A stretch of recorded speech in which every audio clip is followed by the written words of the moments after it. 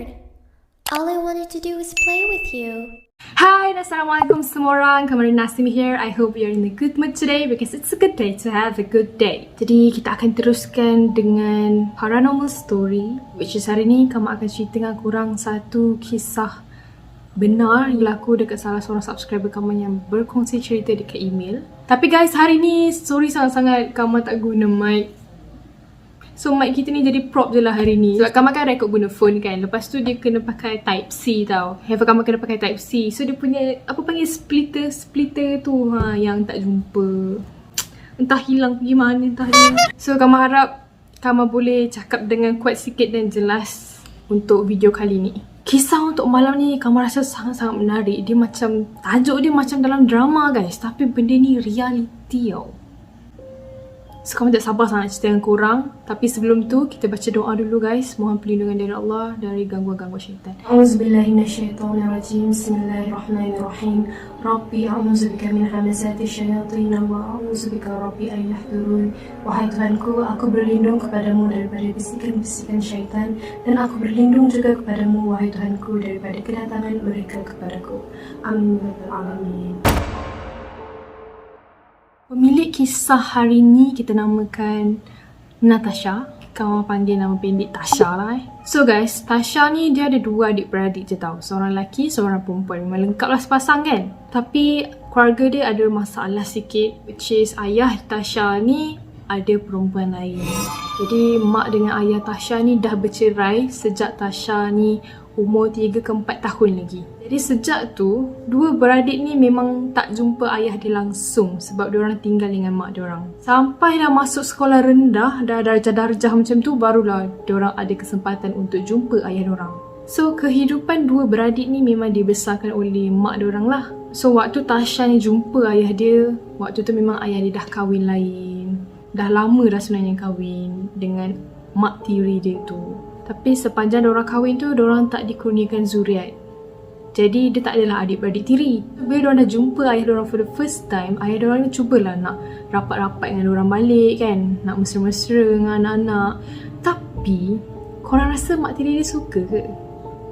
Ini typical mak tiri yang kita selalu dengar dekat cerita-cerita Melayu. Mak tiri dia tak suka guys. So dua beradik ni tak kenal lagi perangai ayah diorang macam mana. Yelah, waktu ayah dia tinggalkan diorang ni, diorang masih kecil, masih tak boleh nak berfikir secara matang lagi. Yang tahu perangai ayah dia ni hanyalah orang yang serumah dengan ayah dia lah, which is ayah dia ni tinggal dekat dalam satu banglo yang besar. Dan yang tinggal dalam banglo ayah dia ni ada adik-beradik ayah dia dan juga atuk nenek budak-budak tu. So ceritanya makcik Tasha ni memang rapat sangat dengan Tasha, rapat sangat dengan anak buah dia.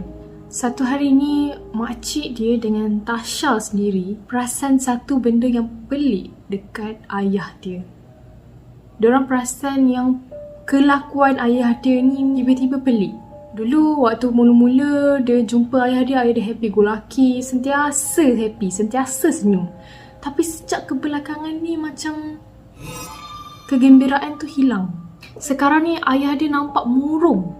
Dan yang paling ketara sekali, Tasha perasan setiap kali mak tiri dia suruh ayah dia buat something, ayah dia akan tunduk dan ikut apa sahaja kemahuan isteri dia yang baru tu. Sampaikan Tasha sendiri nampak mak tiri dia tu pukul-pukul ayah dia, marah depan mata dia. Tapi ayah dia diam je, tak buat apa-apa.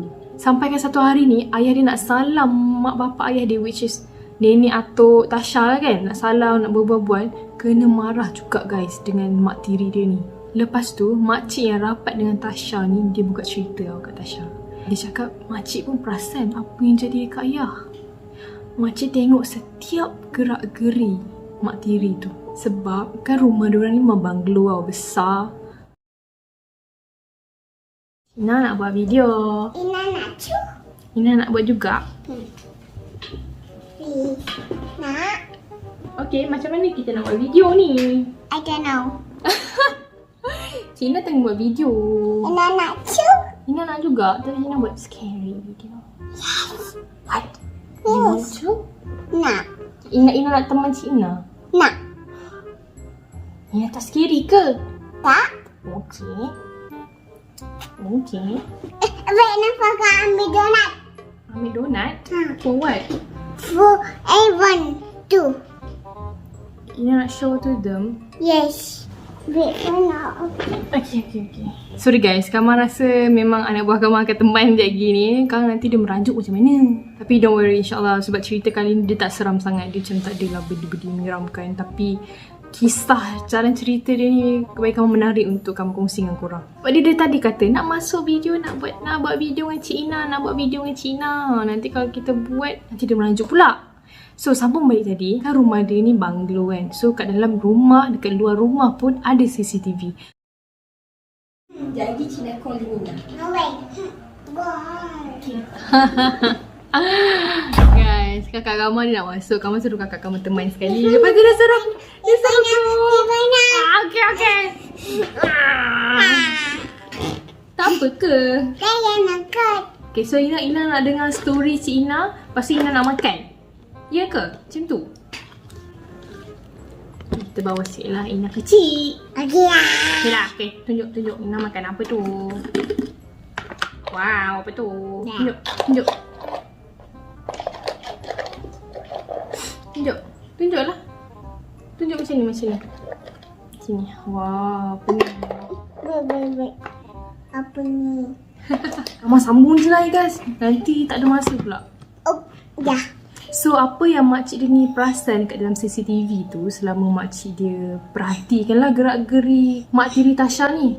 Dia perasan setiap kali nak masuk rumah, setiap kali suami isteri tu nak masuk rumah, mesti isteri baru dia tu suruh suami dia tu masuk rumah dulu. Lepas tu dia akan ikut kemudian. Benda ni setiap hari berlaku, benda yang sama.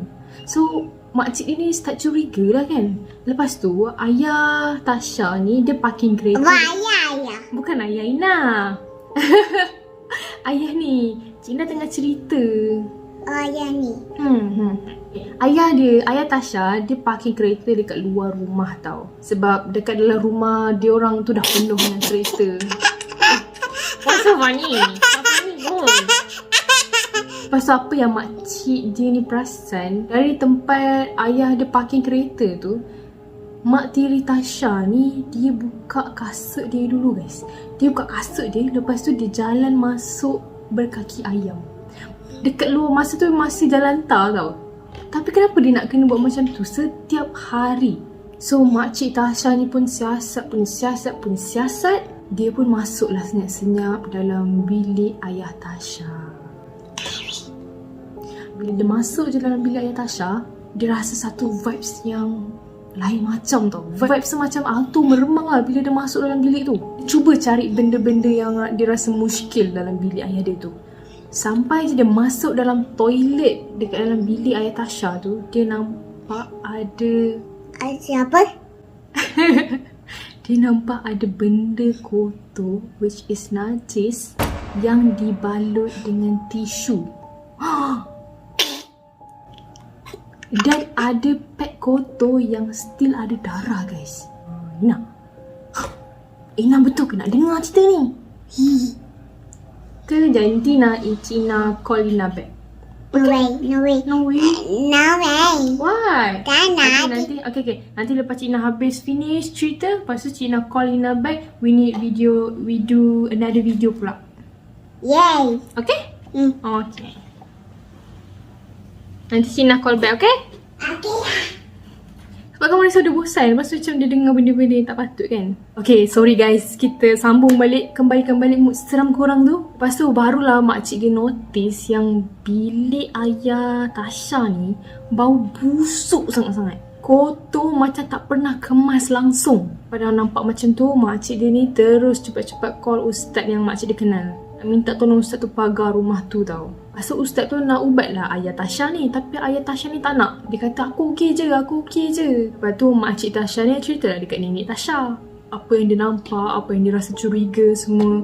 Lepas tu nenek Tasha ni cubalah nasihat ayah Tasha ni. Nasihat. Barulah ayah Tasha ni dia rasa willing nak pergi berubat. Apa yang diorang perasan, mak tiri Tasha ni dia macam dah start cuak tau. Orang rumah dalam banglo tu dah tahu perbuatan dia sikit-sikit. Sejak tu dia terus tak balik rumah guys. dia duduk dengan family dia, dekat rumah family dia. Sebenarnya, sebelum dia pergi rumah family dia tu, ustaz ni dah pernah pagar tau, tapi tak pernah berkesan. Sebab, yelah bila nak pagar rumah ni, ada banyak pantang larang tau. Salah satunya, ustaz ni kata, orang kat dalam rumah tu tak boleh balik lewat 12 malam ke atas. Tapi, mak tiri Tasha ni selalu balik lewat malam. Dan ustaz tu kata, setiap kali mak tiri dia ni balik, hantu raya tu akan duduk bertenggek dekat bawah rambut mak tiri dia ni untuk masuk ke dalam rumah. Lepas tu makcik dia dengar ustaz tu cakap macam tu, makcik dia suruh ustaz tu tangkap juga hantu raya tu masuk dalam botol. Dan makcik dia sendiri nampak benda yang ada di dalam botol ustaz tu.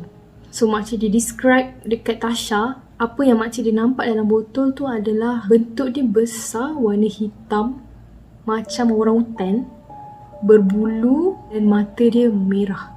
Kalau korang boleh nampak illustration yang Kamal cuba cari dalam Google, dia macam tu. Dia tak adalah besar macam manusia sebab botol kan, masuk dalam botol. So you know benda-benda tu kan boleh berubah-ubah, jadi kecil, jadi besar.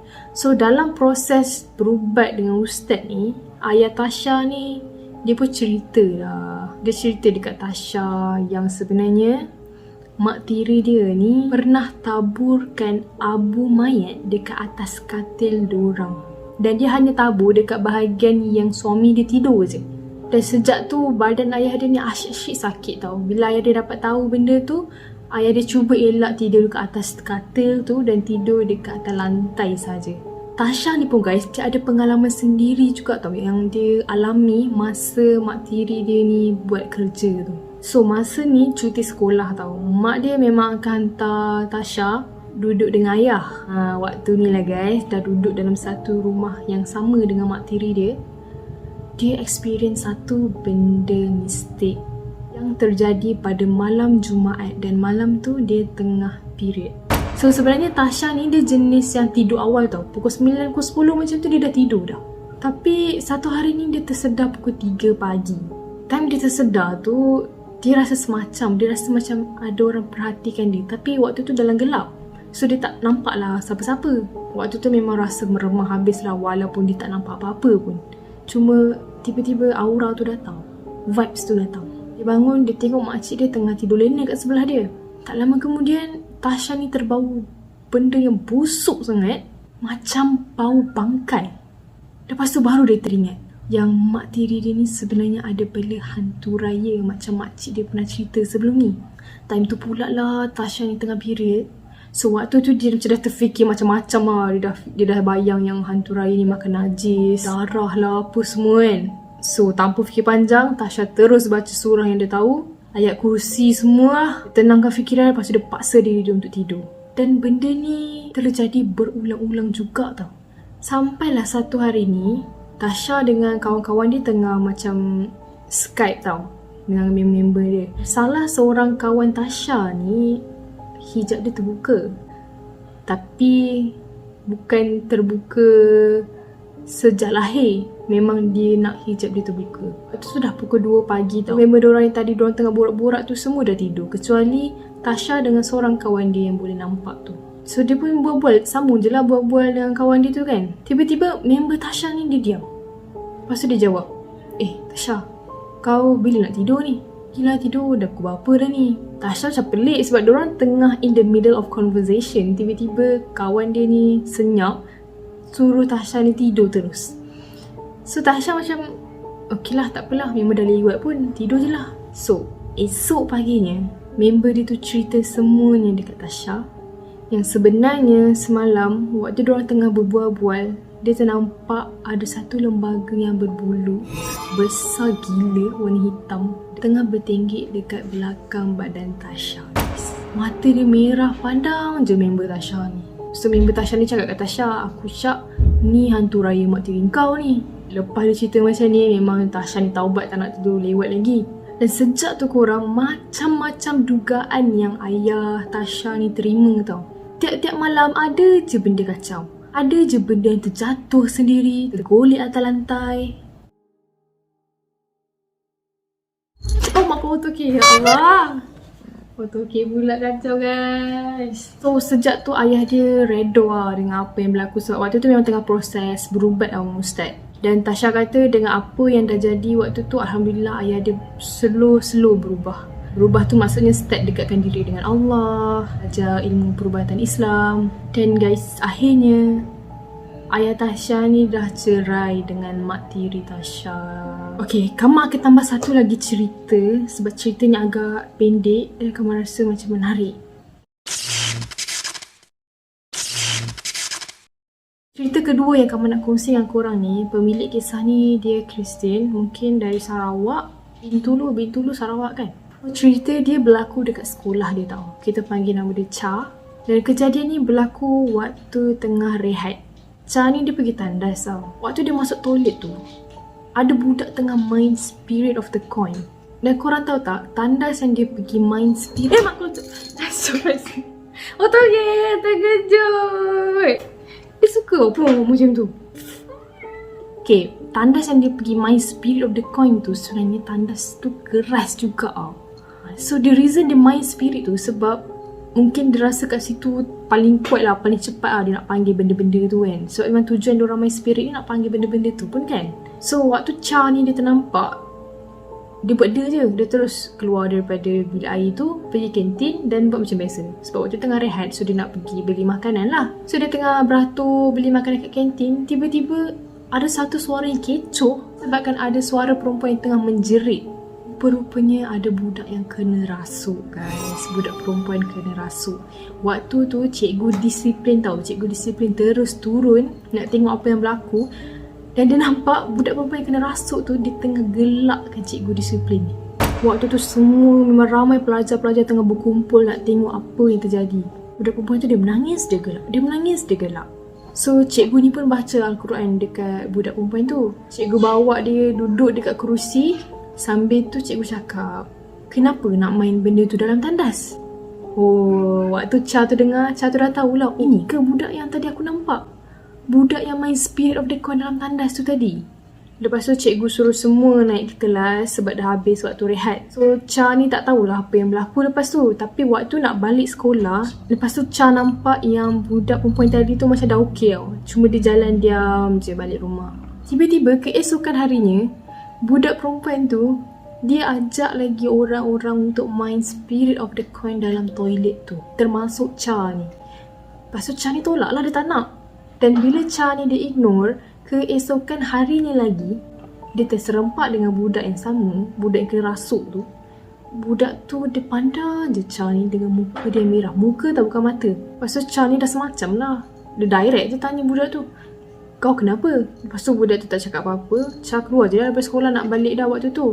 Lepas tu Cha ni dia balik jalan kaki tau. Sebab rumah dia dengan sekolah agak dekat. Tiba-tiba ada orang tarik beg sekolah dia dari belakang tau. Tarik, rupa-rupanya budak perempuan yang kena rasuk tu. Dia tarik lagi, lepas tu dia cakap, dia ajak lagi sekali, jomlah main Spirit of the Coin dekat dalam toilet tu. Lepas tu Cha ni dia terus nangis nangis sebab terkejut lah. Orang macam dah lah dia tak rapat dengan budak tu. Lepas tu budak ni macam marah Cha tau. Dia pegang tangan Cha ni kuat gila untuk tarik, paksa juga masuk balik dalam sekolah.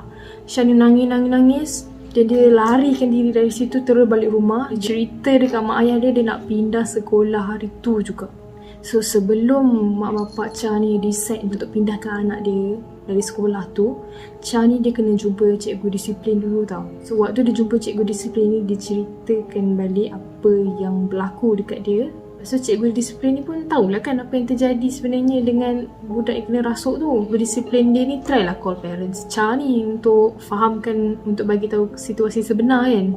Lepas tu cikgu disiplin ni kata dia nak panggil ustaz. Kan dia kan Kristian. Panggil ustaz. Lepas tu ustaz tu kata rupanya masih ada lagi jin yang stay dalam badan budak perempuan tu. Dan rupa-rupanya guys, kenapa budak perempuan yang kena rasuk tu tiba-tiba serang Cha ni padahal diorang tak kenal pun. Sebab waktu hari budak perempuan yang kena rasuk tu baru lepas pulih nak balik daripada sekolah, Cha terus serempak dengan dia. Tapi Cha ni dia pergi ejek dia. Sebab kan Cha yang nampak dia main Spirit of the Coin dalam toilet. By the way, budak perempuan yang main Spirit of the Coin tu Islam tau, pakai tudung. Lepas tu Cha ejek dia. macam siapa suruh main-main lagi panggil hantu setan lagi dalam toilet tu kan. So sebab tu lah benda tu serang dia. Tapi Cha ni dia tak jadi pindah guys. Dia stay dalam sekolah yang sama. So itulah kisahnya guys. Sekejap, kamu nak panggil balik anak buah kamu, takut dia merajuk. Apa dah? No lagi.